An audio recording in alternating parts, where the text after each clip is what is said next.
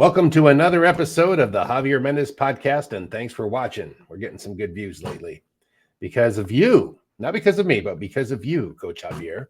So how are things in Dubai? It's all you, man. Yeah, it's all me. Me and my great lighting and great camera setup. It's so perfect. So perfect. You are a bit Hollywood. What can we say? So yeah, how are things over there? Is it a late night in Dubai right now when I'm talking to you? Yes, it's 12 a.m. 12 a.m. Okay. Yeah. Well, almost 12 a.m. Was it 12 p.m. there? Or 3 p.m. Almost 3 p.m. in the afternoon. Okay, so it's almost, when it's 3 there, it'll be 12 here. Pretty much. Yeah, because we're 9 hours ahead of you. Because you're in where you're at, and if you were in California, it would be 12 hours ahead of you. But yeah, so here we go. Here we go. So we got a big fight card coming up. It may or may not, have something to do with where Islam goes, because there's no fight booked, and I know he had his eye on going up in a weight class, which seemed like an exciting prospect to you. The main card next week is Leon Edwards versus Colby Covington. And Islam, first MMA guy you said he sparred with was Leon, actually, right? In my gym, Leon. Yeah. It was basically Leon, sparred with. And Islam asked me, "What is this guy?" He's just a striker kind of guy. Just a striker, probably a world champion. Just get in there. Just a striker. Islam's okay. One of the best strikers in the world, but disregard that part. Yeah. Well, one of the best strikers in the world, but yeah, don't worry about that. Just spar. No, it was a long time ago. It was 2015, probably 14 or 15. I don't quite remember. I keep losing track when Islam showed up to train first. It was 2015 or 14. I don't remember, but Leon was the first person he ever sparred.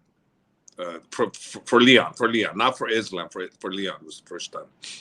At AKA, how long did you have Leon there? How long did you have Leon? No, Leon only showed up, honestly, 3 weeks at a pop. He only showed up 2 times, so there was really not much to really get from us as far as technique wise. He got ideas on how to train. Like I'm sure he did, just like I'm sure he did with others as he went to, but he couldn't really get very much. I only trained him personally 1 time myself. I didn't really train him. I had other people work with him. I didn't work with him. And the individual that I had work with him tried to switch him. He's a natural southpaw. And my guy tried to make him go standard. And he was like, it's like, yeah, your guy. I said, how's the guy? He goes, well, and he was very nice. He goes, well, he kind of wanted to change my style. And I go, what? I go, no. Why are you going to change your style? You're a southpaw. That's what you do. He goes, I know. And I didn't know how to tell him, but I was like, yeah. So I go, so then I worked with him because of that, and I was like, okay. So he's very, very talented, super quick, very, very explosive with the strikes, very calm, relaxed, and great guy, great attitude, real humble, he still is very humble, great guy, and he's a great champion. So, not surprised, not surprised at all. He's a boxer, but we want him to do a little more kung fu. That won't work. I could see that. Yeah, no, won't work. No. So what are the pluses and minuses? Who do you see dominate, or what could be the ways to win between these two fighters, between Colby and this is the guy that Leon beat a guy that Colby couldn't, but styles make fights, and Colby's motivated. So what do you think? Well, Colby's going to have to be strong American style type wrestling. He's going to have to use that. I don't see how he's going to have success if he keeps it standing for too much of a, period. I think he's going to have to mix it up with the takedowns, continuous takedowns, and whether he fails or not doesn't matter. Go back to it again to keep Leon off his game, and that's the only way I see, Colby doing good is by continuously, threatening him with the takedown, or making him feel comfortable on the stand-up. He's always got to shoot. When he doesn't expect you, shoot. When he does expect, shoot. Just continue shooting. But he's got to be in great shape, because if he doesn't become successful with each attempt, it's going to take more energy off of Colby. So a lot of guys have a tendency to not stick to the harder part of MMA, which is the wrestling part, and they'll stand because they can. In a general situation like this, I don't think it's a good advice for Colby to keep it standing too much, unless he gets a good shot off, which could happen. I mean, he's a good striker. It could happen, but I seriously doubt that's the avenue that he should go. But we'll see, right? I mean, we've seen that before, where someone comes in and does something that you don't expect, and they're successful with it. So he could be successful. I think it's the right, strategy to come into the fight with such a great striker like Leon. Well, Kamaru was a great grappler himself, and Leon, the second fight, seemed to have a lot of those issues figured out, really avoiding a lot of the takedowns or being pushed to the ground as much. He had answers. He actually had answers for a lot of a great wrestlers, takedowns or attempts to grapple. So I wonder if it translates to Colby. Maybe it doesn't. Maybe Colby having It could. I didn't see that fight between. Yeah, I didn't see that second fight, so I don't know how much Kamaru really tried. To be honest with you, so I don't know. But it could have been that Leon is figured it out, because listen, Leon took Kamaru down, and that surprised me, and he held him down a little bit, and that surprised me. So, and then Leon was a little bit more difficult to take down himself. So, it could be that Leon has finally got a good handle on the wrestling defense, against good wrestlers, and utilizing his great striking, So, Leon's proven to be, well-rounded, and that's why he's the champ, and if you're the champ, you got to be well-rounded. Otherwise, there's a hole in your armor. So Leon at the present time is got it figured out pretty good, But we'll see. We'll see what Colby can do and what he can't do. I mean, it's hard to say. I think the odds would favor Leon. I think, I could be wrong. I haven't looked at the odds, but if I'm going to be a guy analyzing the fight and how it should favor, I would think it favors Leon, but I don't know. But you'd like Islam to fight Colby just because of the hype. I mean, the vibe. Of course. What kind of card that would be? Right. I'm being biased. Right. Obviously, I'm being biased. And at the same time, too, to be honest with you, I don't root against the guys that I actually know, and I know Leon. So even though I want that for Islam, I'm kind of pushing for Leon, because I do know Leon, and I don't really want to go against him. So I'm gonna go with Leon. You're like, leave that in the hands of fate, and whatever happens, let's figure out what I want but from the next episode. What do I want? Right. Yeah. If you ask me who I want to win, who I'm gonna pick to win, I'm gonna pick Leon, because I've said it all the time. I go with the guys I know, and I don't go against them. So I'm not going against Leon, but I am saying that it would be great for Islam to go with Colby, because there's history already with Colby talking Pakistani wrestling versus American wrestling. So there's history there. Leon and Islam, if that does come through at some point, it's two nice guys fighting each other. And I mean, that's Alex and Islam 3, I mean, two nice guys, the bad guys was Dan Hooker and the rest of the crew, but not Alex. Alex was a nice guy, so it'd be nice to see, good versus, the other guy that talks a lot, like, Chael Sonnen, what was that, what was his thing from what was the streets of what, from his area? That's the hard streets of Oregon, somewhere, Lind, Oregon or something. Yeah, something like that, right? And it's like really, really nice area, right? It's crazy. Yeah, it's funny. Some kind of preppy neighborhood, right? Yeah, from preppy neighborhood. Yeah, the hard golf course of Oregon. Yeah, Westland, Oregon. So we can go in reverse, or we can work our way up. Let's start at. You already went to that first one, so you might as well go the other ones. And what about the fact that Umar doesn't have a fight? And we talked about, he's probably in this. And I said, you know what? Until the UFC announces, I don't know. And guess what? UFC hasn't announced it. So we don't know when he's fighting. He hasn't signed the contract. No one signed the contract. There's no date. We just know he's fighting, hopefully, February, March, before Ramadan. That I know for sure. I want to happen. But let's see what happens, right? It hasn't happened yet. So with Umar, we got to clear that because people are going to ask, is Umar fighting? Well, we want to fight, and we want to fight before Ramadan. So let's see what the UFC can put together, and when they announce it, we'll announce it. Yeah, that's a tough one. That's like, you're like, I'll know when I know. I know that I probably, you still kind of probably got to get home for that January training camp with Umar, I guess. Yeah, when you know I'm scheduled to come home, you know there's the fight, and I'm not scheduled to come home just yet. So you'll see where you are when you're there. What can I tell you? Yeah. This is going to shake up a lot of things, UFC. This is a good card, though. So you've got Josh Emmett, who was a total, like, hammer-fisted, like, bust a guy up kind of guy, fighting Bryce Mitchell, who's just got that country grit, that jiu-jitsu kind of style. And Josh was he got ousted by Topuria, who's like going up to face, Alex.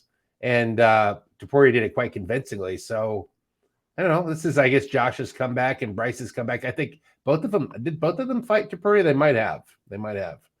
If I'm wrong, anybody, it's okay. I think so. I think you could be right because Bryce got smashed by Topuria, I think, too. I think they both got smashed. And then Bryce's last fight he won, and Emmett's last fight he lost, if I'm not mistaken. And then there's a lot of talk, and I don't want to get into the chatterbox drama. We're not a soap opera show, but good old Ian Gary has drawn so much controversy for his relationship or something to do with his wife. And I don't know, people are like, saying kicking him out of gyms, or they don't want his culture there, saying he's like being too Hollywood in the gym. I don't know this personally. I didn't really read into what are they insinuating? He's kind of he's got an older wife or something, or I don't know. These are just headlines. I just like browsing through the thing, right? So it doesn't make me a totally researched expert on it, but she supposedly is like how to be a wag or something, like a woman that gets athletes, like the basketball wives or whatever, but like that of MMA. She's writing a how-to book or something. And then so it goes in so many facets. I don't want to make something up where people take me out of context, but Oh, I read something like that. It's like, come on, that's ridiculous. I mean, how to snag an MMA fighter, a poor guy. What is that? That's not the how-to book. I mean, how many MMA fighters should they look to be snagging? There are very few that are actually going to support you, like the way some of these women do with the big elite stars. There's not many people in MMA that you try to snag because you're putting yourself in the broke ass poorhouse. A lot of these poor fighters, they're struggling to make it. Even the ones that are in the UFC, they're not making it great, bro. They're not making like people think they are. The top 2%. Yeah, there's some that make good money. Don't get me wrong, but they're not making a killing where they're worth going after them. I mean, hey, these women are talking about guys that make millions. Well, okay, most of the UFC fighters don't make millions. They're making six figures, yes, but that doesn't make them worthy of going after. I mean, if that's what they think is success, going after a guy that makes six figures, a little over six figures, okay, good, go for it. But I don't see how that book would be successful.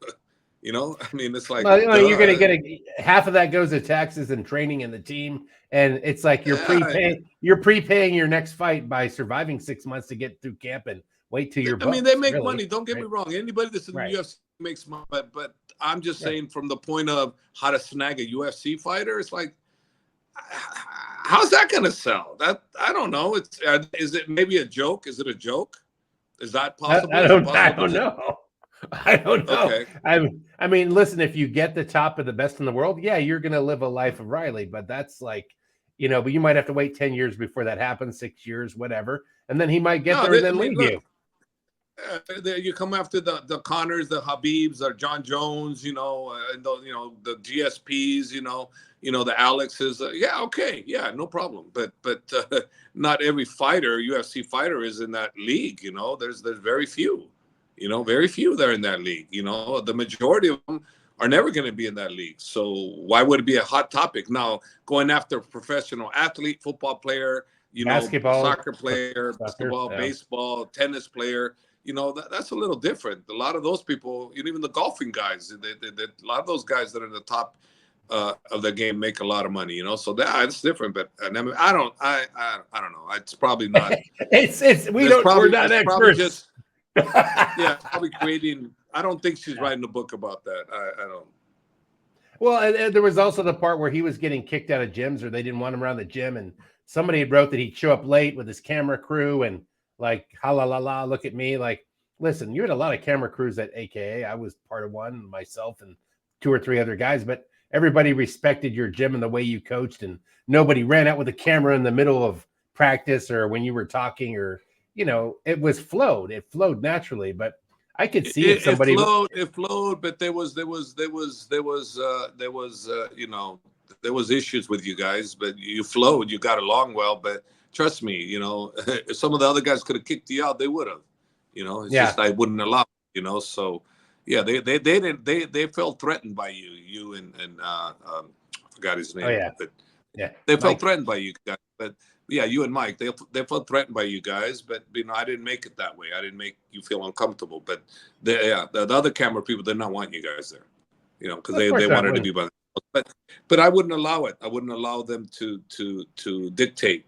So they knew not to talk to me about it because I was, you guys were accepted, and that's it. And that's the way it needs to be. Otherwise, you'll have problems. If I allowed them to dictate where you guys can film or where you couldn't film, then that would be bad, because then they control you, and then they control me. And no, you were given the freedom like everybody else was given the freedom, So go report, do what you got to do.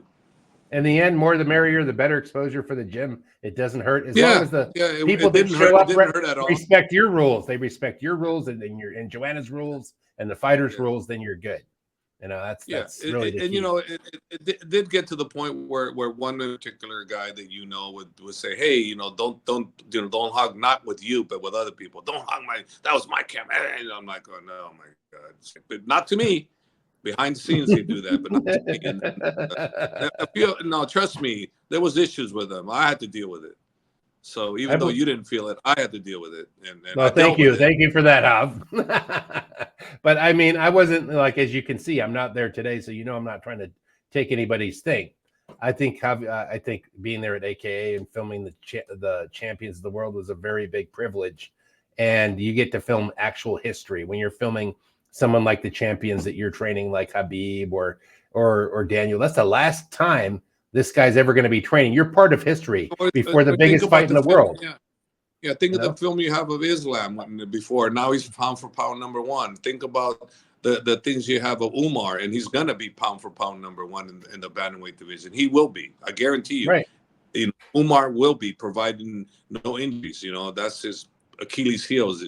Lately he's been getting injured, but outside of that, he fixes that issue. He's going to be unstoppable. You watch. You hear it again. I say it all the time. Umar will be unstoppable. He'll be the bantamweight champion once he gets that opportunity. If they give it to him now, he'll win it. It's just a matter when they want to give it to him, but he'll win it. It's just a matter when they give it to him. That's all. But again, it's not politics. It's just the way the system works. It's the timing of things. There is a timing of the way the UFC works and why it does, and has everything to do with analytics, timing, the months, the cost to book the venue, what other sports are going against it. It's like landing airplanes. There's so many variables booking. So many variables. Show, right? Yeah. Islam doesn't have an opponent yet, so we don't know. Who knows? You never know. They might decide they want to do the winner of Leon and Colby against Islam. You don't know. I don't know. I don't have a magic wand. I don't know. They will talk about what could be in the horizon, but we don't know. We're trying to hint. We're trying to hint to anybody that watches this show that has control of all these airplanes some good ideas. That's all the show is. The show is about hinting, trying to get the next fight. But I'm kidding. But back to Ian Gary, what he did though. Imagine that, like, some guy comes into your gym and he's not the world champ yet. He's like mid-tier. He's like, hey, and he's like, getting in the way of DC and and Khabib, and his camera guys are running around. And he's like, it shows up late and practice already started. And, like, whatchamacallit, like Khabib could be giving instructions on, like, doing calisthenics. And this guy's like trying to take the center floor with his camera guys and messing that up. That's what Well, it seemed to be implied when I read. You know, yeah. that, Well, the problem is you should never allow that to happen. It should never have happened right. in the first place with anybody, because once he does it, everybody else feels they can do it too. Trust me, I've made my mistakes, many of them, and at the end of the day, I was always able to, get everybody back together and stay together, but it's not easy. We had many occasions where we could have fell apart as a team. And there's a reason why we're still the longest reigning team that's still together, that's been around this long, because of our team speeches, our order of how we do things, and remember, we've been a top team since 2000, bro. That's a long time. 2000, that's 23 years we've been a top team, and we're still there, and we still have a pecking order in how things are run. So yeah, and as long as we continue to do that, we'll still be there. And granted, the biggest reason why we're still in the top is because Team Habib with us makes powerful, just like GSP back then with Greg Jackson, made them Greg Jackson, top of the food chain, because you put the two together. So now I'm in the same boat, where I got Team Habib coming over, and they're my team, so we're all Team AKA, so we're super strong, but the reason why we're together still is because we have a order that we follow, and we don't break it. And I don't know what happened with Ian. I don't. He appeared to be a good guy, but you got to control your guys. If you don't control them, that's what's going to happen.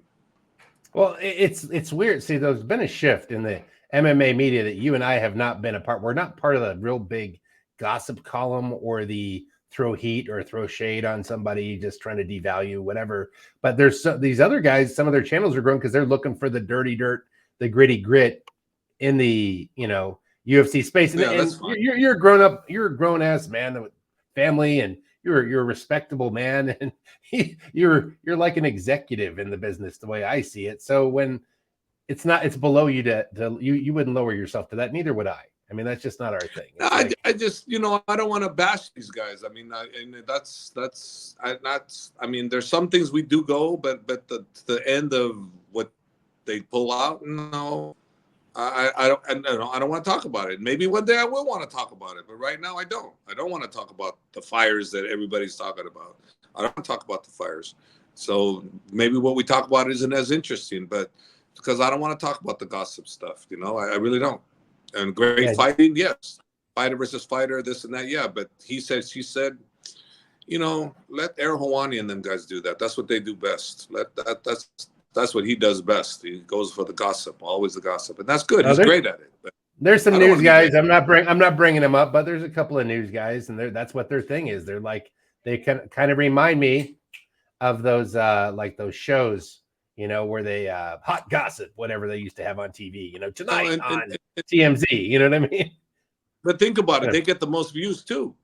I mean, they really do. So they're onto something. I mean, they know us. We're little compared to what they do, but that's okay. That's okay. I'm not hating on it. It's just a natural human state what people tune into. I'm not hating on it at all. It's going to be there no matter what you do. Let's go look at whatever Vincent Luque versus Ian. What do you think? Ian's undefeated. Luque's hardcore. Ian's under the pressure of all this social media people talking smack. All this stuff. I don't know how they were sparring partners. They were sparring partners, so I don't really know how they go. Luque is as tough as they come, good everywhere, can take a good shot, give a good shot, hard to submit, hard to finish. But Ian's on the rise, young, hungry. He's a lion, and Luque is more like an older lion. I favor Ian. I just think the young lion is going to get it done. Yeah, I could see that. I mean, he looked outstanding his last performance. All the personality aside, when it comes fighting for fighting, it is like I'd give him the edge. I'd agree with you on that. Now, here's one. This is the big deal right here. Tony Ferguson, Paddy Pimblett, Ferguson, El Kukui. The fight that never be with Habib. It would have been nice to close that chapter, but it is what it is. And Tony right now is coming off 1, 2, 3. Okay, so 7, right? I don't know if it's 7. 1, 2, 3, 4, 5, 6. 6 fight losing skid. 6 fight. This will be 7 if he loses. Now he's Yeah. gone out and done that Navy SEAL training with Goggins one-on-one, and that is like beyond anything Tony Robbins is going to do with your head. This is like hardcore, man. I mean, the guy runs Yeah, I bet. 250-mile marathons. He probably Yeah. broke him and then broke him and broke him and broke him until he broke whatever was broken Well, within him, right? yeah. Well, I made a speech regarding Goggins, not a fight trainer per se, but he is a mind trainer, you know, and working with Tony on his mind. I don't know, man. It could be what he needed, even though he's not a fight trainer per se, but he's a mind trainer, you know. So the mind is a very powerful thing. And Goggins, I don't know. My hands are up in the air. I don't know if it's going to work or not. It might. We yet to see, right? I mean, Tony's proven, from what I see, that he still has something in him. So let's see, you know. And he's a guy that is good but not great, you know. And the Patty's only getting better. But let's see, if Patty destroys Tony, then hey, the real Patty's back. If he doesn't, then it'll be just like everybody thought. He's good, but not great, you know. But he's a good showman, and he's good to watch. He's good to you know. I mean, in all honesty, that's a very interesting fight for a lot of people. Does Tony have anything left in him?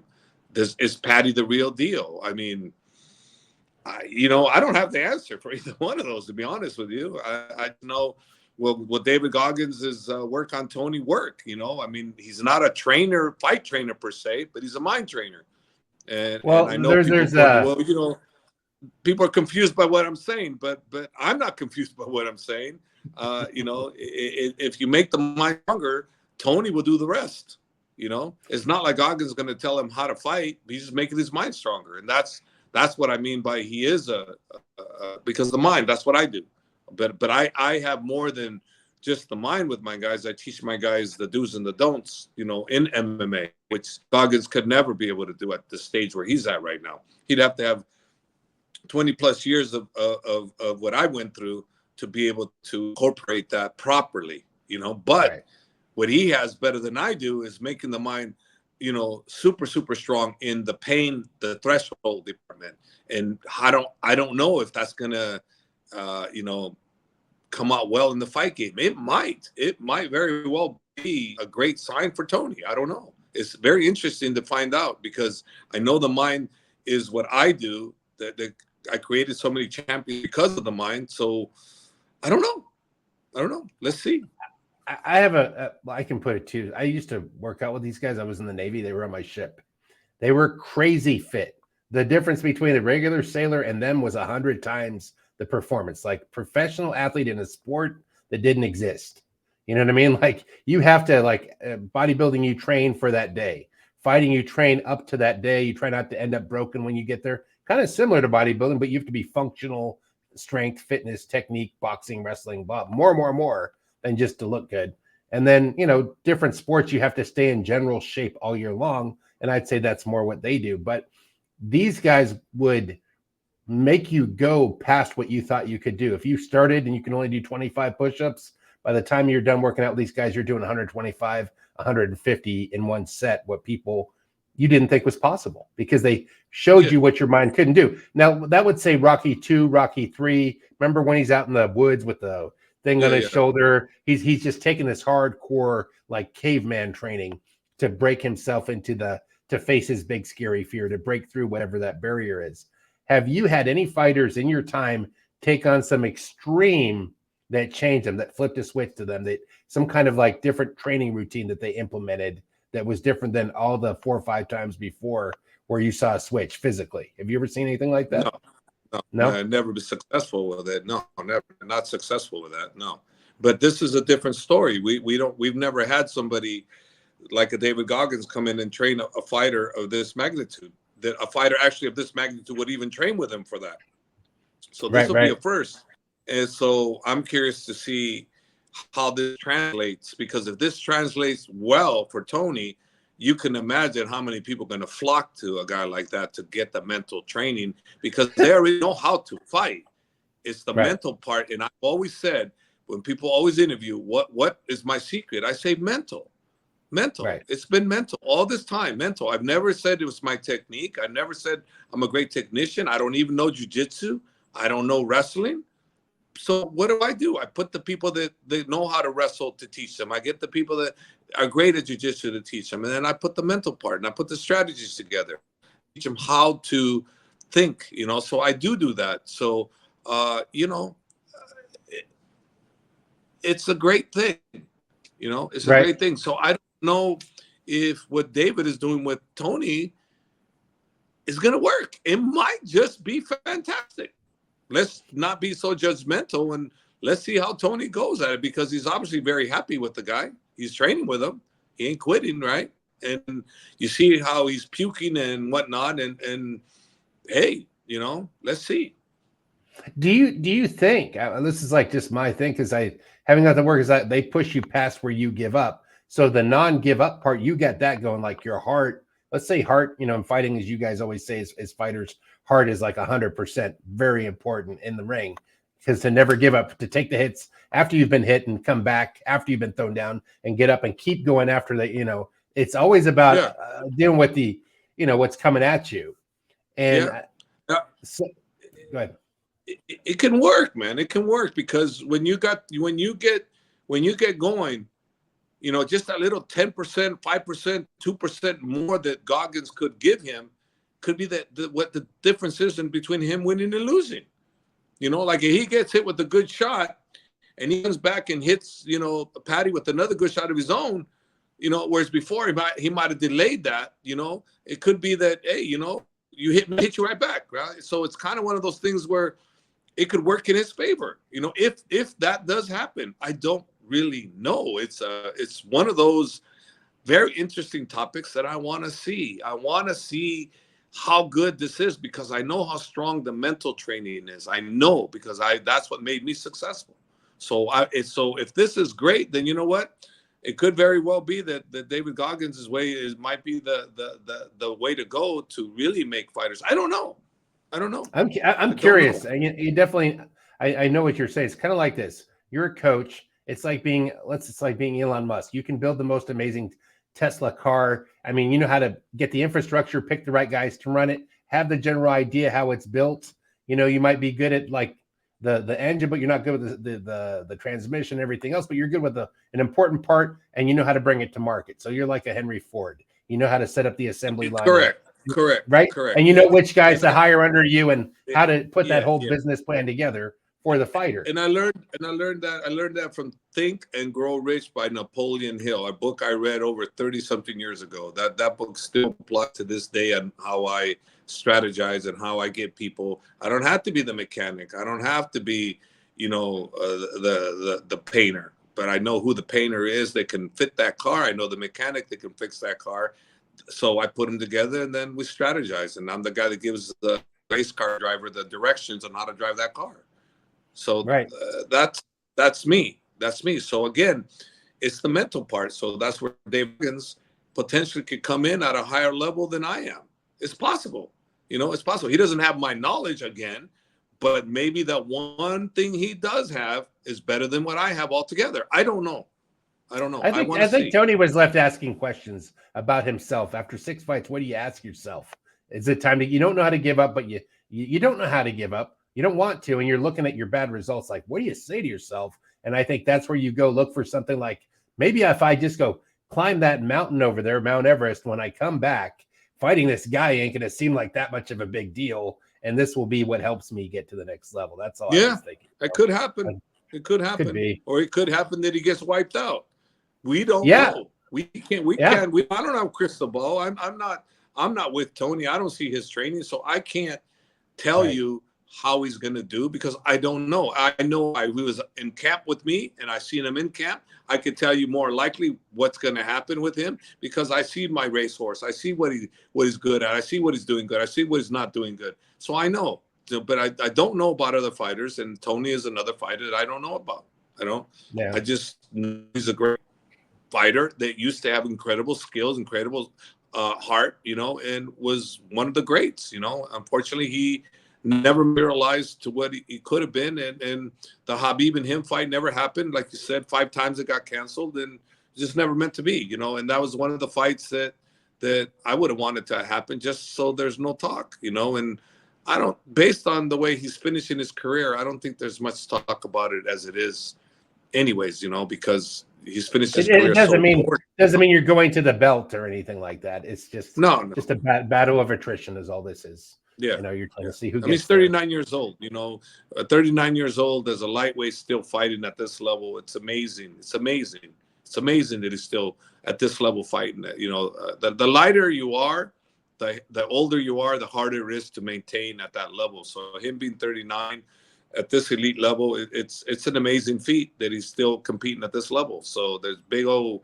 credit to him, how he is as a fighter. And obviously the UFC is keeping him around because he's a needle mover. I want to watch his fight, obviously, so I'm interested, because I like watching him fight. You just never know what's going to happen with him. I know the fights didn't materialize like they should have for him, but I still liked watching him fight. I wanted to see what he had left, and I'm curious, does he have something left? I don't know.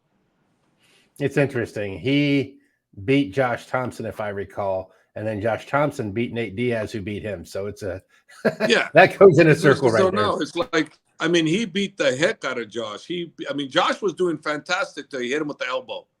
Hit him with the elbow right in the temple. After that, it was Tony Gus. Josh, that was one of the fights where I was like an idiot. I should have stopped the fight. Josh took such a beating. It was one of those fights that someone said, I'm an effing idiot. And our corner, us all corner guys, they worked that fight. We're idiots. They'd be correct. They would be correct. But the problem was the way they had you stop a fight was you have to get the the doctor's attention, and he has to stop the fight too. So by the time we look at the doctor, look at the fight, look at the doctor, look at the fight, everything's changing all the time. So it was one of those deals where Josh kept trying, and it wasn't working too well for him. He kept trying. So we look at the doctor, and the doctor wasn't looking at us, obviously. He's looking at the fight. So how do we get his attention? It's almost like you should throw a rock at the doctor. Hey, doc, look over here. Stop the fight. I hate the way that was before it. And I remember Nick Diaz himself, he stopped one of the fights he wasn't supposed to, but the fight did get stopped. And that's the way it should be. Just like they do in boxing. Just get up, stop the fight, throw the towel, whatever. Just stop the fight. Early days in UFC, you were seeing towels fly into the octagon, I believe, before they changed the rules. I think early days, like the first. Maybe. I don't remember. So. All I remember is that we couldn't stop the fight. Flying towels. Yeah. Some guys like, I can't take it anymore, and the fighter's like, but I was about to win. I can imagine that fight in the car on the way home. That would be horrible. But let's move on to these next two. Shavkat, who's amazing, versus Wonder Boy. And Shavkat was implying that he wanted to go stand up with Wonder Boy because he says, I don't think my stand up is any less than his and I can handle him. That's what he said in an interview. Okay. All right. Let's see. Just want to see. What do you think? If Shavkat stays standing with Wonder Boy and doesn't become a takedown threat, listen, they will if they're getting beat up. No one,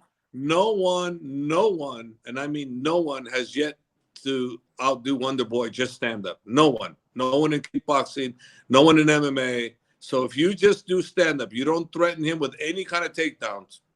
Try. Let's see. I've yet to see it. The guys that beat Wonder Boy, they mix the wrestling in there. If you don't mix the wrestling at all, you give no wrestling threat whatsoever, no feints, no nothing towards wrestling, and you just make him feel that we're just going to stand. I want to see it because even though he's 39, 38, or 40, what is he? I'm not sure. I could look up real quick. Hang on. You want to see what Wonder Boy is? Wonder Boy, and he's got a huge school too, from what I understand. He could just do that. He's 40 years old. Yeah. 40, 17 and 6. 40. Yeah, he's 40 and he's not the same kickboxer he was, but he's still amazing. And Kevin Holland, is no joke on the stand-up. And look what happened there. Kevin Holland found out too. Kevin tried to take him down. Why? Yeah. Kevin don't take nobody down. You take nobody down. And, so look at Bilal Muhammad beat him, but how'd Bilal beat him? By stand-up or taking him down? Probably taking him down. I know that much. Yeah. Gilbert Burns, beat him. But how did he do it too? By standing with him or taking him down? Right. Show me the wins. I'll show you somebody that couldn't do very much to take him down. Show me the losses. So it shows me you've been guys that took watching him. down. Sorry, I didn't mean to cut over you. You know, like I said, in the history of his fighting stand-up, when they just stand up, he's never lost. You know, and Shavkat is incredibly impressive. And maybe he's the guy. I don't know. Maybe you know, Stefan slowed down. I don't know. But let's see. I want to see. Shavkat is 17-0. He's 29 years old. He's an inch taller, so reach will be close or equal. Submission, KO, spinning hook kick, submission, TKO. KO. He's got a lot of KOs. So what's his record here? 8 KOs, 47%. So who knows? Maybe he's just badass. He's undefeated. He's a great up and coming guy. He could very well be the heir to the welterweight throne. Who knows? I don't know. But him saying he's going to stand with him, I don't know if he's really means it. It could be just a ploy to get Wonder Boy to think he's going to stand with you, because you can play with people's head by saying that. So it's possible. I don't know. That fight's very interesting if he's saying that, and I'd like to see if he's going to carry out his word, because if he does, I'd like to see him do it, because no one's done it yet.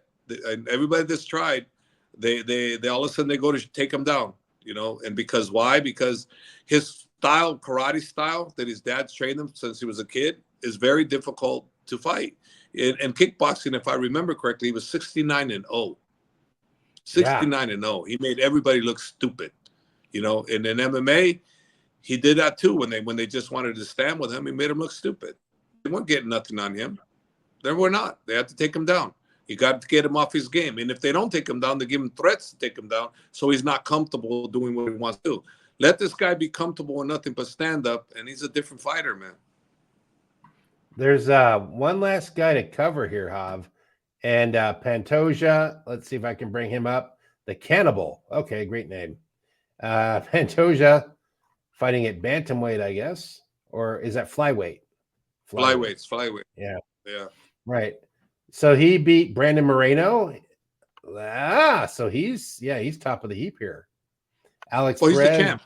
He's a champ. He's the champ, if I'm mistaken, right? No. Is he the champ? He's the champ. Pantoja's the champ. I think so. Yeah.